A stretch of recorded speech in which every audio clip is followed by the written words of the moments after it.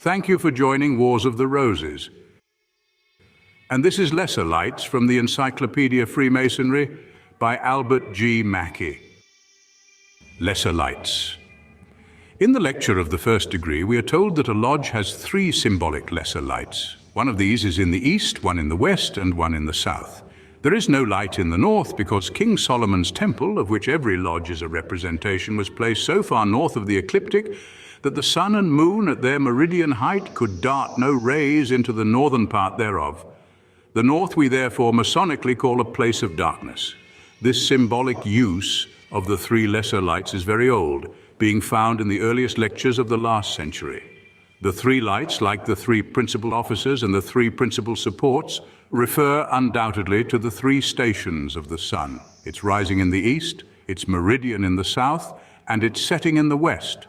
And thus, the symbolism of the lodge, as typical of the world, continues to be preserved. The use of lights in all religious ceremonies is an ancient custom. There was a 7-branched candlestick in the tabernacle, and in the temple were the golden candlesticks, 5 on the right hand and 5 on the left.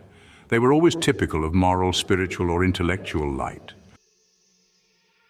The custom prevalent in some localities of placing the burning tapers or 3 symbolic lesser lights, east, west, and south, near the altar, is sometimes changed so that these respective lights are burning on or beside the pedestals of the master and his 2 wardens at their several stations.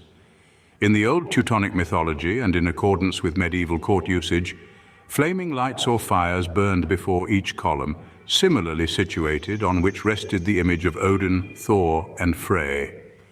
These columns are further represented as wisdom, strength, and beauty, sustaining the starry-decked heaven, roof or ceiling colored blue with stars.